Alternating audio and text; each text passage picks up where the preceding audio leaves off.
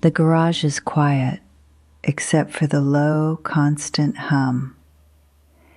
It's the sound of the second refrigerator, a faithful appliance that's been humming in the corner for 20 years. It was once a symbol of abundance, of a house full of life, ready for holiday feasts and summer barbecues.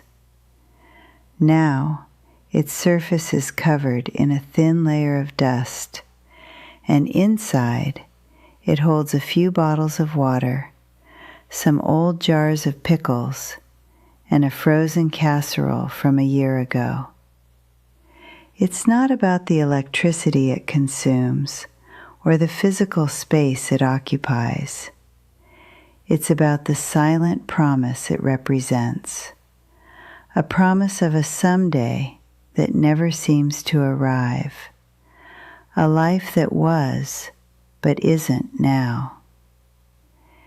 Every time you walk past it, you feel a subtle weight.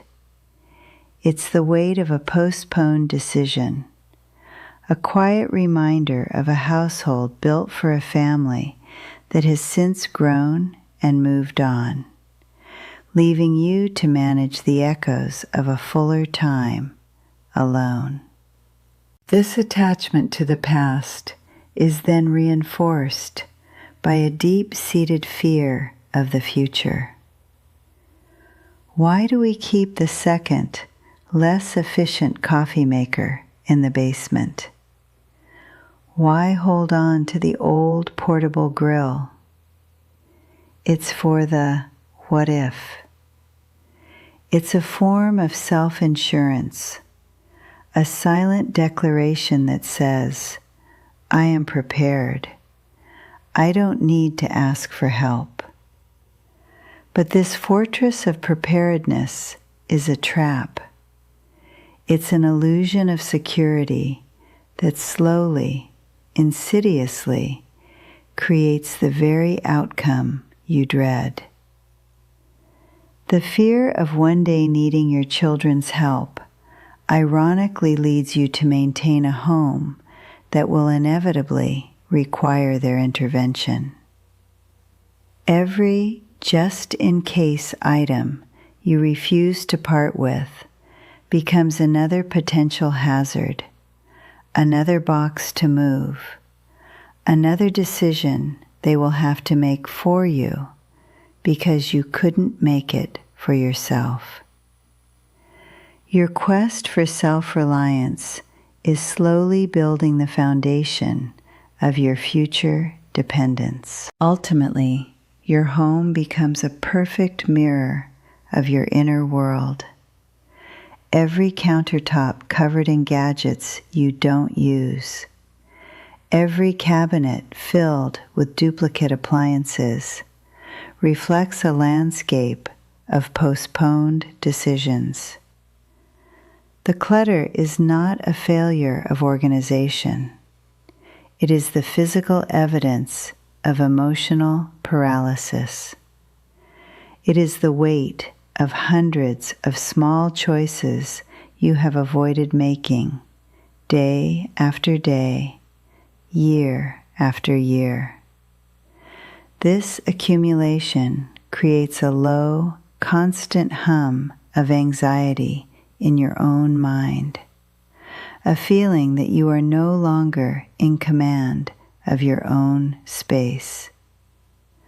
The real conflict isn't between you and the stuff.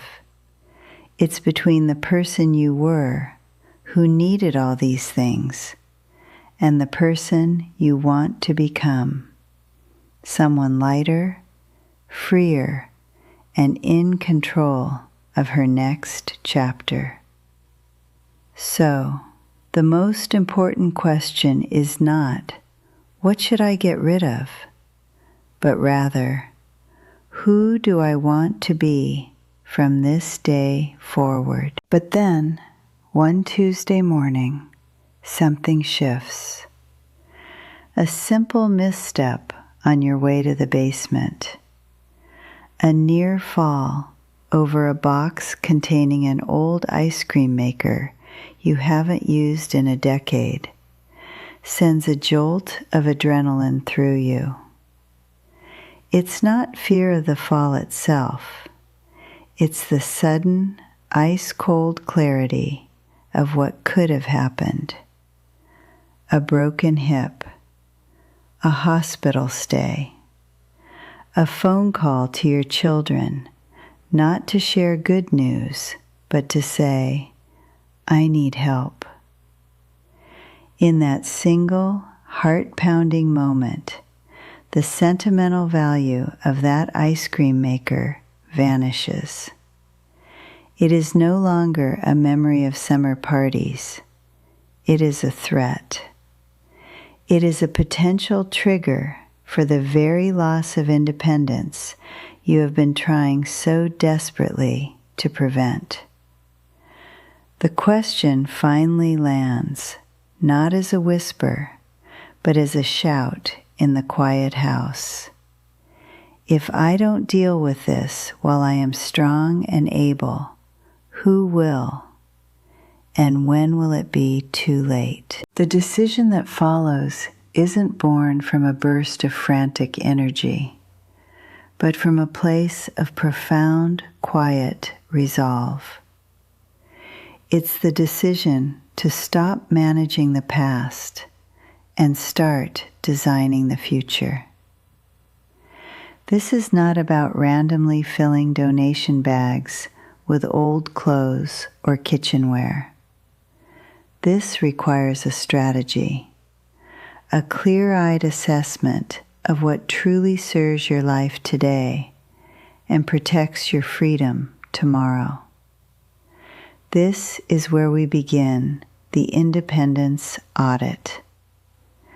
We will move through a precise list of 11 specific appliances, items that quietly drain your energy, occupy your mental space, and pose a tangible risk to your autonomy. This is not about deprivation. It is an act of liberation.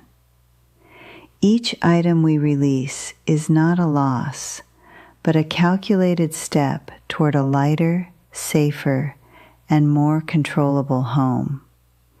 A home where you are and will remain the one in charge. We begin our independence audit with item number 1, the second refrigerator or freezer.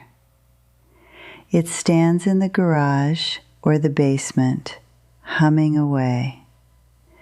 We tell ourselves it's for holiday overflow, for extra drinks when the family visits. But the holidays are 2 days a year, and the family visits are less frequent now. For the other 363 days, it's a monument to a life you no longer lead, consuming electricity and occupying a significant footprint in your home. The real cost isn't the $20 on your utility bill. It's the mental weight. It's a constant, subconscious reminder of a household you once managed, a quiet pressure to keep things the same. Letting it go is the first, most powerful move you can make. It's not about losing storage. It's about making a loud, clear declaration that you are no longer preparing for a party of 6 every single day.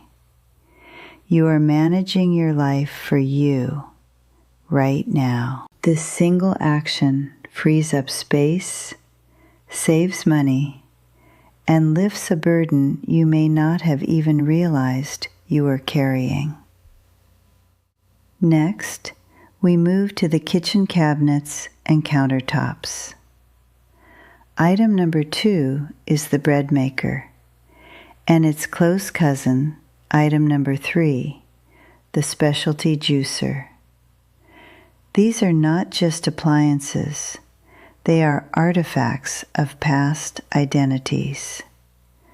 The bread maker holds the ghost of Saturday mornings, the smell of baking filling a noisy house. The juicer is a relic of a time when you were the designated nurturer, committed to a health kick for yourself or a loved one. The reason they are so hard to release is because it feels like you are discarding that version of yourself. But look at it with clear eyes. When was the last time you used it? If it has been more than a year, it is no longer a tool. It is a museum piece, and your kitchen is not a museum. Releasing it is not an act of forgetting. It is an act of honoring. You are honoring those beautiful memories by refusing to let them become clutter. You are telling yourself that the person you are today deserves that counter space, that cabinet space, for the life you are actually living. Now, let's address a different kind of trap. Item number 4, the old, heavy, backup vacuum cleaner. It's the one you kept after buying a lighter, more manageable model. The logic is sound. It still works, so it would be wasteful to throw it away. This is the voice of a generation that valued thrift, and it's an admirable trait. However, in the context of our independence audit, this appliance represents a hidden threat. It's heavy, difficult to maneuver, and stored in an awkward place like a basement or a deep closet. Every time you have to move it, you risk a strain. Every time you consider using it, you risk a fall. Keeping it out of a fear of being wasteful is paradoxically creating a direct physical risk that could compromise your safety and ultimately your autonomy. Letting this go is a profound act of self-preservation. It is a choice to prioritize your well-being over the residual value of an object. It's a decision that says, my safety today is more important than a just-in-case for tomorrow. And then you hit the wall. It comes after the easy victories, when you reach for item number 5, the giant stand mixer, or item number 6, the oversized roasting pan. Suddenly, it's not about logic anymore. You see the mixer and you don't see a machine. You see your daughter's 10th birthday cake, the flour dust on her nose. You see the roasting pan, and you can almost smell Thanksgiving, the house overflowing with family, with noise, with life. This is where the process stalls. This is the resistance. Your mind screams that letting go of the object is letting go of the memory itself, a betrayal of the woman you were, the one at the center of it all. The fear is profound. If your home is no longer the archive of these moments, what is it? What are you? This isn't clutter. This feels like your history, and the thought of packing it into a box feels like packing away a piece of your own heart. This is the moment you must confront the most difficult truth. An object is a very poor container for a memory. A memory lives in your heart, vibrant and warm. An object just sits in a cabinet, gathering dust, becoming a weight. Keeping that roasting pan for a Thanksgiving that will never happen again in this house doesn't honor the past. It anchors you to it, preventing you from sailing into your future. Here is where we apply the next chapter test, the most important question of this entire process. Does this item serve the life I want to live now and in the future? Or does it only serve a life I have already lived? The answer is liberating. Releasing the object does not erase the memory. It frees it. It allows you to cherish the love and joy of those past holidays without being burdened by the physical reminder of their absence. This is the ultimate act of self-care, choosing the person you are becoming over the person you once were. And then a quiet miracle happens. The garage is silent. The corner where the second refrigerator hummed for 2 decades is now open, clean, and calm. In the kitchen, sunlight hits a countertop that was once home to the bread maker, and you can see the grain of the wood for the first time in years. There is an unmistakable lightness in the air, a sense of space that is both physical and psychological. You haven't lost a single memory.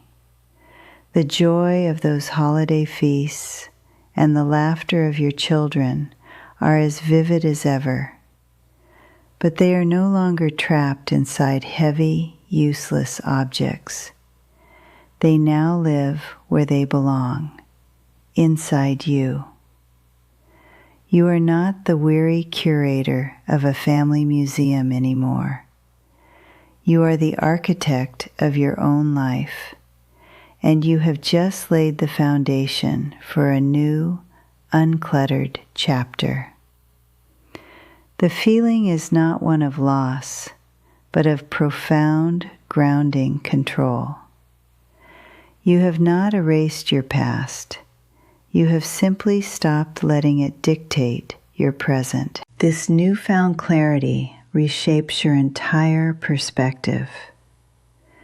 The organized space is no longer just a tidy home. It is a declaration of independence. Every clear surface, every accessible cabinet is a testament to your ability to make conscious, decisive choices for yourself. This is the ultimate form of preparation, not hoarding backup appliances out of fear, but creating an environment that is safe, manageable, and supportive of the life you lead today. The fear of becoming a burden begins to dissolve, replaced by a quiet confidence. You are not waiting for a crisis. You are proactively shaping your future. Your home is no longer a collection of potential problems for your children to solve one day. It is your sanctuary, your command center, designed by you and for you, ensuring that you remain the author of your own story for all the years to come. This is the true reward, and it arrives not with a bang, but with a quiet sense of peace. It's the moment you walk into a room and your shoulders relax instead of tense. It's the absence of the low hum from the garage freezer, a silence that speaks volumes about a decision finally made. The air itself feels different, lighter. You notice the way sunlight streams through a window, no longer blocked by a stack of old magazines or a gadget you never used. This isn't just an organized house. It is a calm mind made visible. You've done more than clear out closets and countertops. You have intentionally created an environment of serenity. This space no longer demands constant energy from you to manage it. Instead, it now gives energy back to you. It has become a true sanctuary, a place designed to support and nurture the person you are today, providing a foundation of peace for every day that follows. Your home is no longer a heavy archive of a life that has already been lived. It has been transformed into the headquarters for the life you are living right now and the one you are actively designing for tomorrow. The photographs and cherished mementos that remain are now more visible, more meaningful, because they are not competing with the noise of clutter. They are highlights, not inventory. This shift is profound. You are no longer weighed down by the responsibility of preserving a past that has already been perfectly preserved in your memory. Instead, you are free. Free to use that spare room for a new hobby, to turn that cleared-off table into a place for puzzles or projects, or to simply enjoy the beauty of an open, uncluttered space. Your home is now a launching pad for your future, not an anchor to your past. This newfound order has a surprising ripple effect that touches every part of your day. Your mornings feel less frantic because you know exactly where everything is. Your movements through the house are easier, safer, with clear pathways and accessible shelves. The mental energy you once spent just looking at the clutter, feeling a low-grade guilt about not dealing with it, is now liberated. Think about what you can do with that recovered energy. It's the energy to take a longer walk, to call a friend, to read a book, to finally start that project you've been putting off.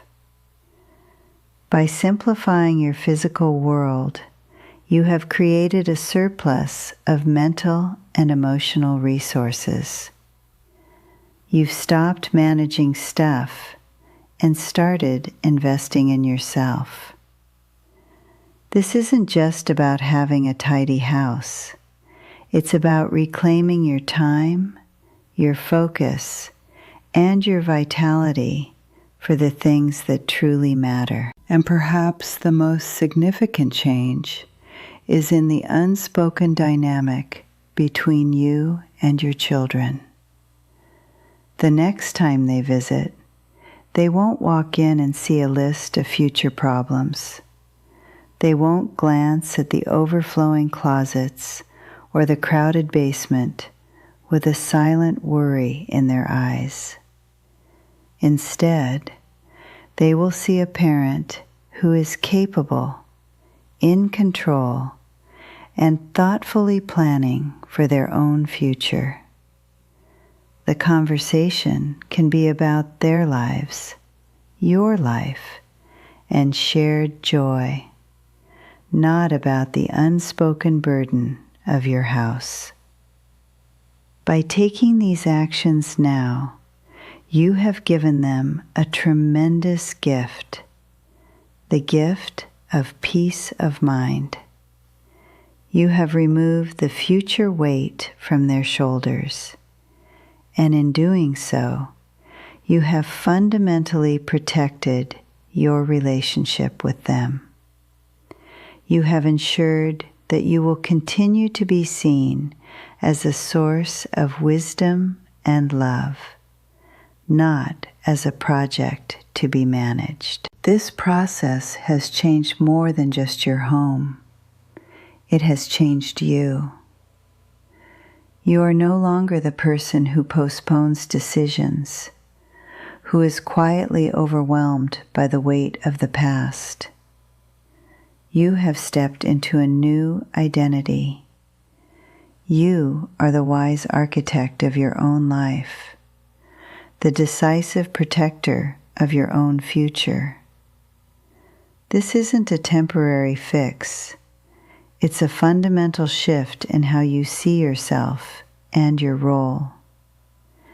Every time you walk through your calm, organized space, you are reminded of your own strength, your own clarity, and your own power. You have faced the emotional attachments and the fears of the future head on, and you have won. This feeling of competence and control is the true treasure unearthed from beneath all the clutter.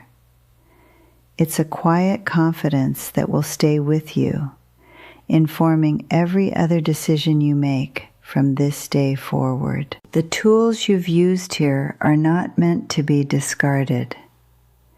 The independence audit was the powerful first step, but the next chapter test becomes your guiding principle for life. From this moment on, every potential purchase, every item you consider keeping, can be passed through this simple, clarifying filter. Does this serve the life I want to live now and in the future? Or does it only serve a life I have already lived? This single question is your permanent shield against the return of clutter. It empowers you to remain the conscious curator of your life, not just your home. It ensures that your environment will continue to evolve with you, always supporting the person you are becoming.